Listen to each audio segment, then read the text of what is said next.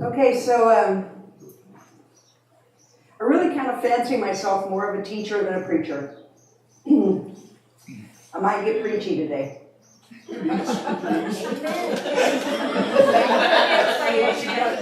Yes, you can say amen anytime you want to. So here's what we're talking about. We're talking about freedom. And what I promised a couple weeks ago is we were going to begin to enter into the very foundations of New Thought, Ancient Wisdom, of which this center is a part. And, you know, I've been watching Facebook lately. And I've been watching life and my family. And my not just the family within my home, but my extended family. And there's a quickening happening.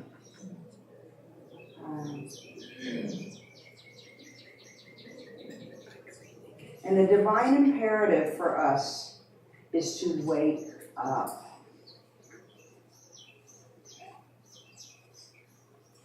And I think sometimes that sounds like a big, profound thing, but it's not. It's just simply to be awake, moment by moment.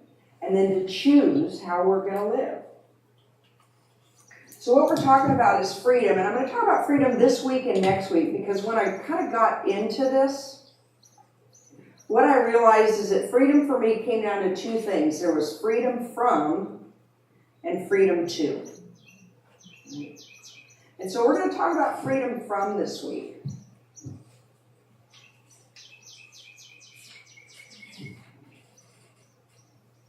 It happened every Friday evening, almost without fail, when the sun resembled a giant orange and was starting to dip to the blue ocean.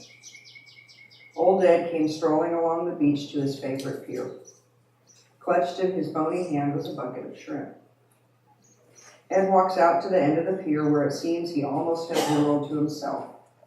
The glow of the sun is a golden bronze now. Everybody's gone except for a few joggers on the beach.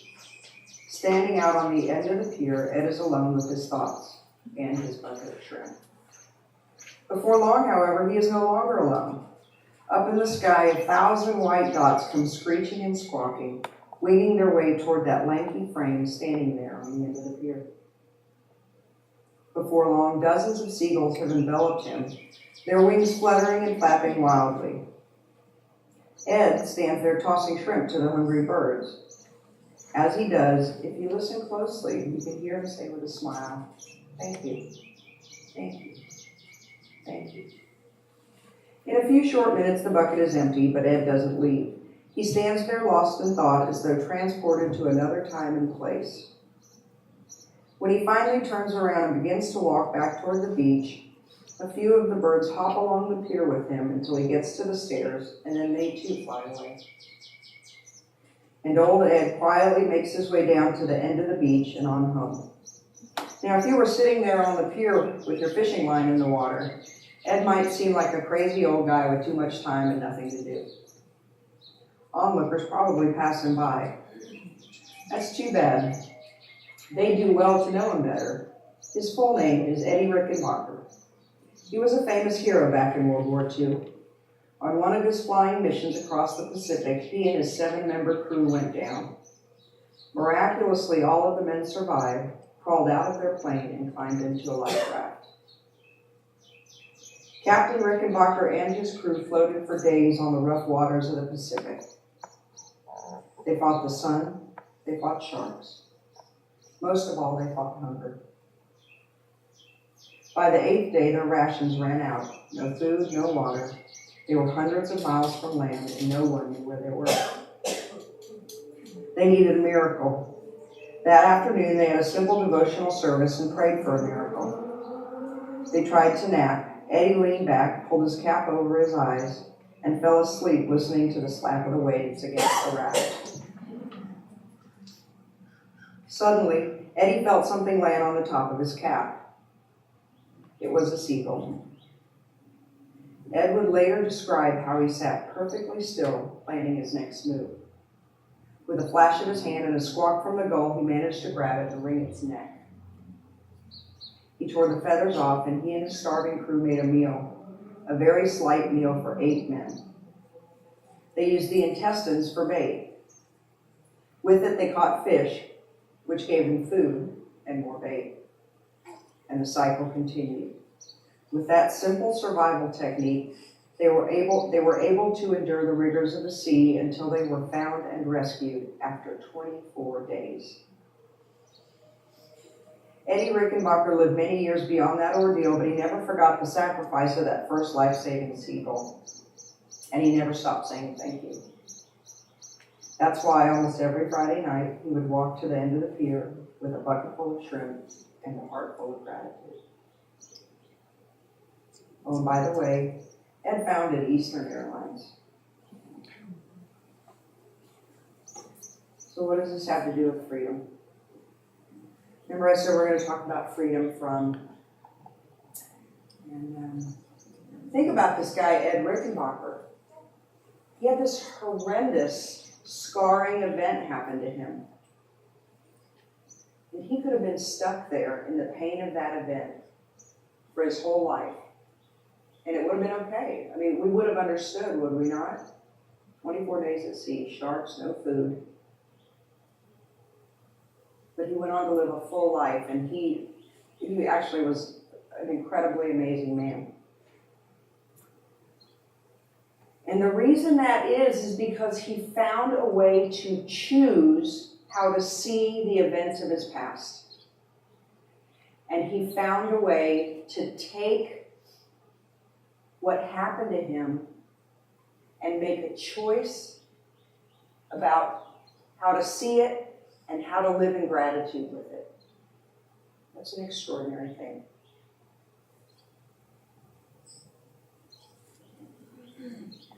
So Ernest Holmes in the Science of Mind and Spirit textbook, on the very first page, so, I don't know about y'all, but when I see something on the first page, I tend to think, oh, must be important. I should probably pay attention to this.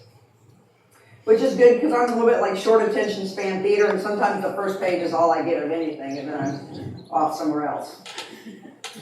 Okay, so this is what Ernest Holmes says. To suppose that the creative intelligence of the universe would create man in bondage and leave him bound would be to dishonor the creative power which we call God. The divine plan is one of freedom. Bondage is not God ordained. All instinctively feel this. Thus, the inherent nature of man is forever seeking to express itself in terms of freedom. We do well to listen to this inner voice, for it tells us of a life wonderful in its scope, of a love beyond our fondest dreams, of a freedom which the soul craves. The divine plan is one of freedom. Well, how can that be?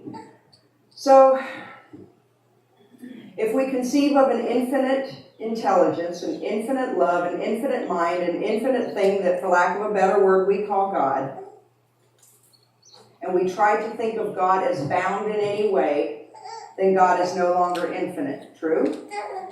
Right. And if God is having infinite expression, then God is having part of its expression as us, as each of us. True? And the mark of the artist is always in the art. True?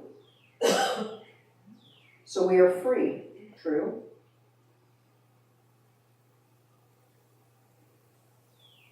Why don't we act like it? Why don't we act like it sometimes? Ernest Holmes says this. It's terrible.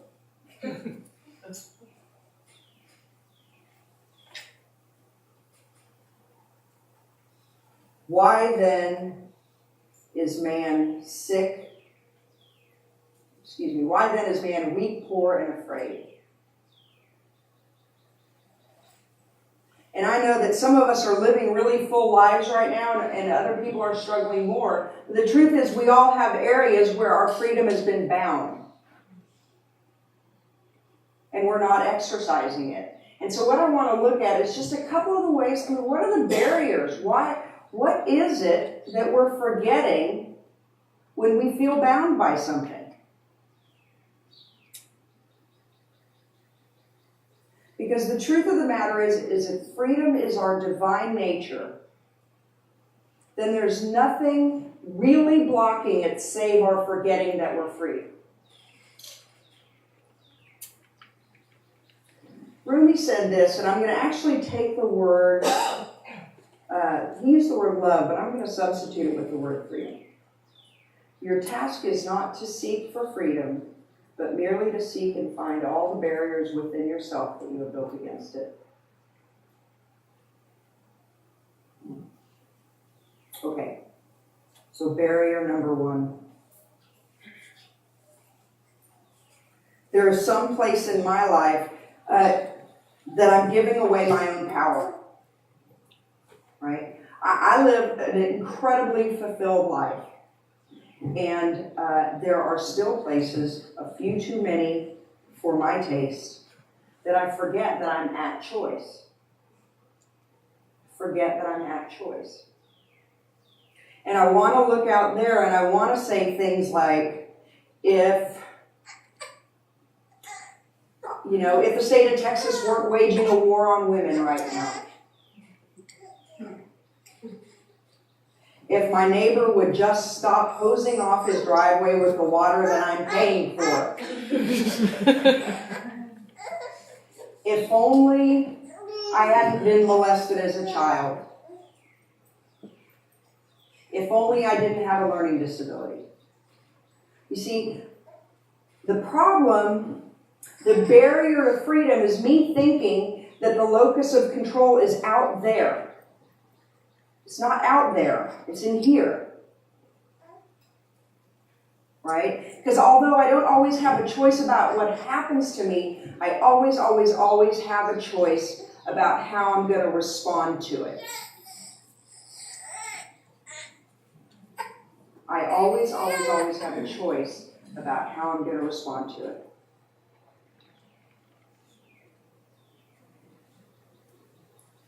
We forget that so often, right? And then we can't actually be the presence of God because we can't show up as peace. We can't show up as compassion, as love, as service. We can't show up in those ways if we've forgotten that we're making a choice from moment to moment.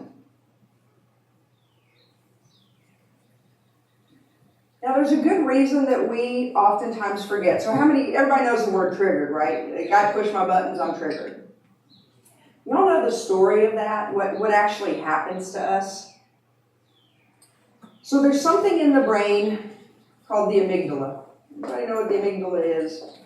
All right. Yeah. Okay. So I hope I don't butcher this for your benefit. So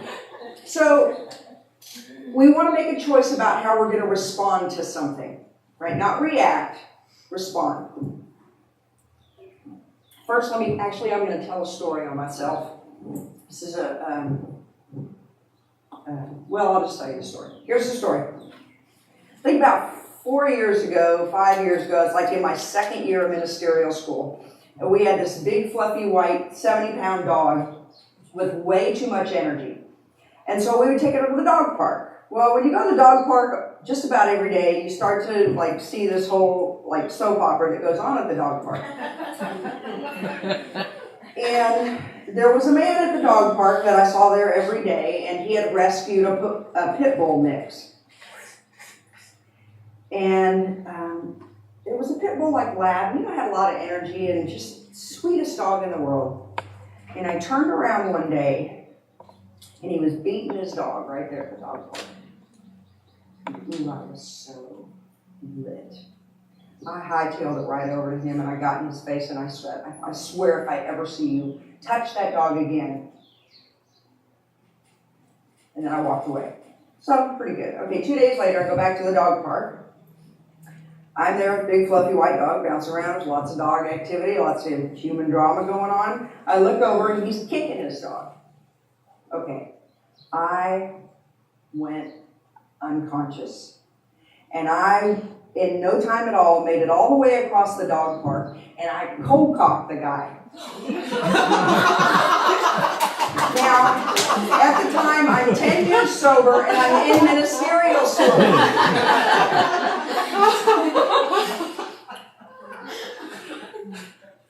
The police were called, nobody went to jail. And I quit going going to that dog park.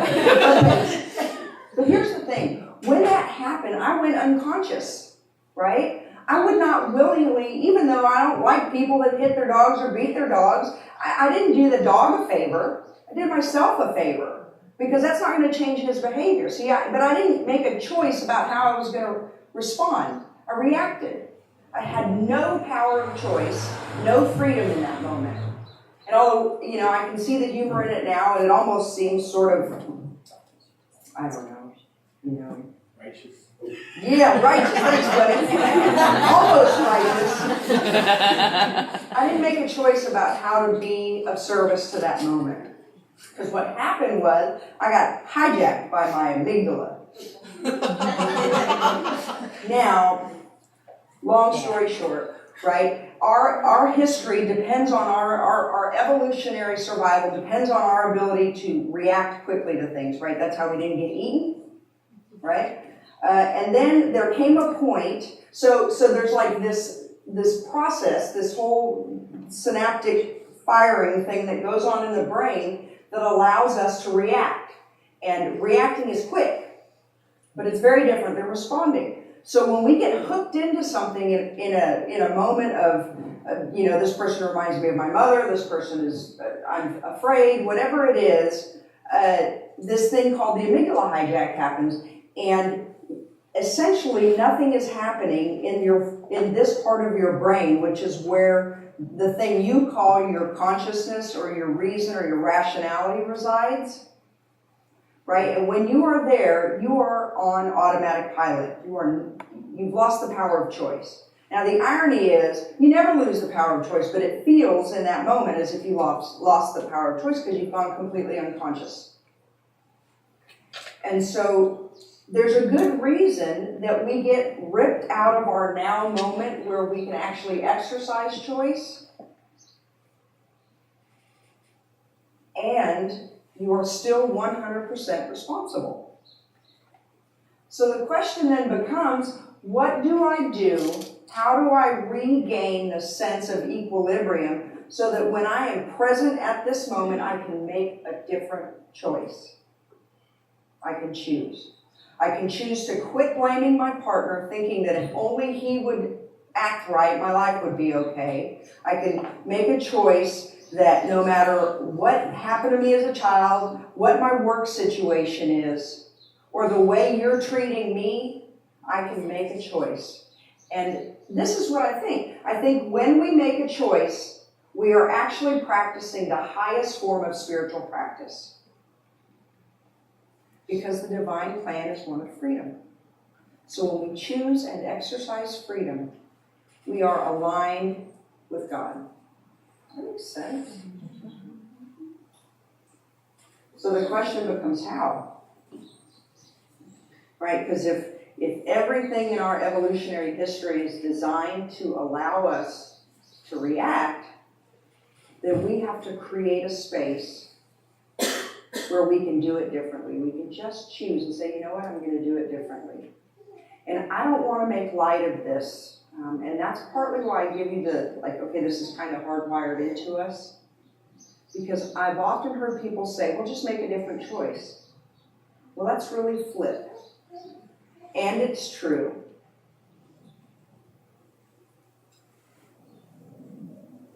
And it should be offered gently.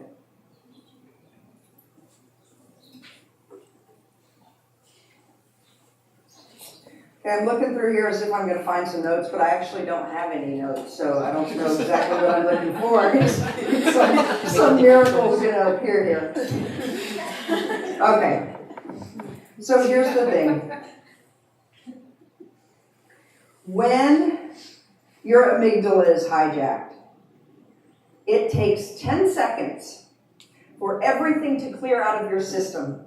All of the chemicals, the hormones that put you on alert, 10 seconds and they're gone. After that, it's habit. So how do we stretch out a moment so that it feels like we're present enough and can make a choice? Count to 10. take 10 breaths. Right? When you, in that moment, taking 10 breaths and then choosing is the most profound spiritual practice you can engage in. Just 10 breaths. Doesn't have to be complicated, doesn't have to be anything. 10 breaths. And we are, that's my daughter, y'all.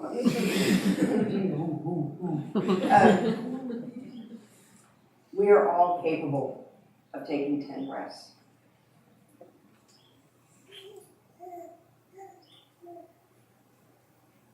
Next week we're going to talk about freedom 2.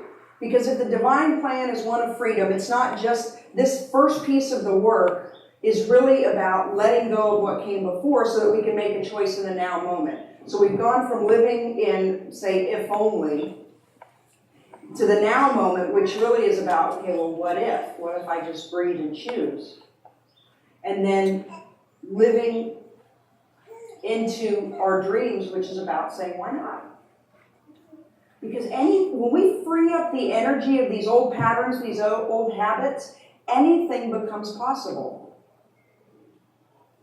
In my case, the anything looks like, you can heal from the trauma of your past and actually be whole and free.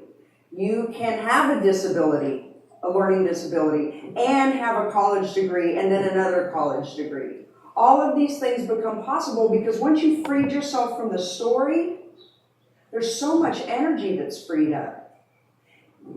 And then the magic happens. Actually, the magic's happening the whole time, but the magic happens when you say, I choose this, and then you feel the sweep of the universe carry you along in the direction of your dreams.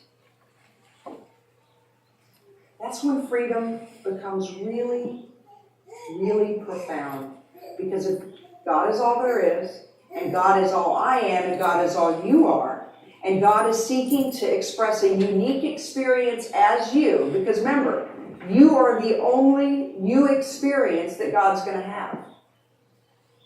When that happens, and you start living out loud, and living free, and choosing not just how you see where you came from, but how you co-create where you're going, it's magic. It's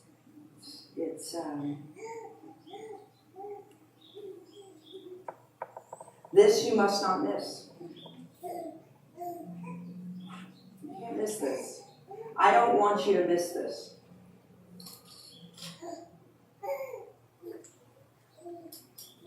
I'm begging you not to miss this.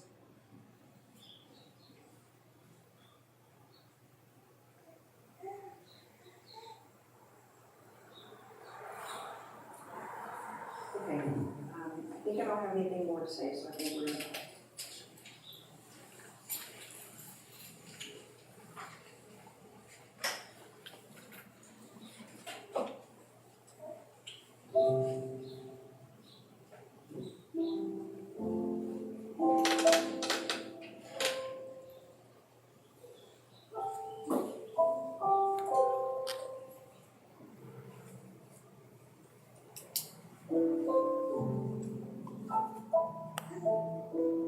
The most fundamental truth I know is that there is one life. That life is the life of all, and it doesn't matter what we call it. That life is rich and sweet and free. That life presents itself in, as, and through each of us in every single moment. And I affirm right here, right now, that we are, each of us, awakening to that. Moment by moment by moment, awakening to life as it expresses through us.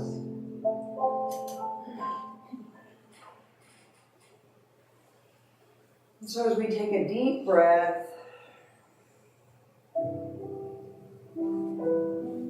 let's set an intention together.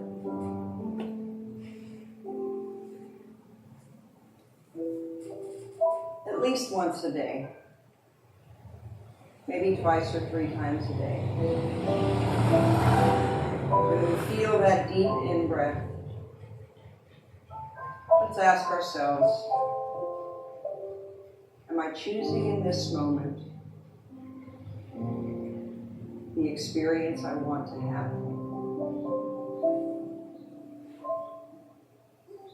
And it is by this very process of putting our consciousness, putting our awareness, putting our own God presence on the experience of the moment that we manifest the future that we desire.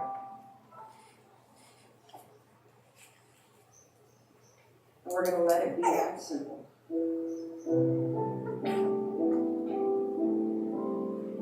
Just that simple. So let's affirm its simplicity, and let's affirm that the choice is always ours, and that there is a power for good in the universe that says yes as we choose. And so we don't have to provide that power. We just simply awaken to this moment, and this moment, and this moment, and choose life. And so it is. So it is.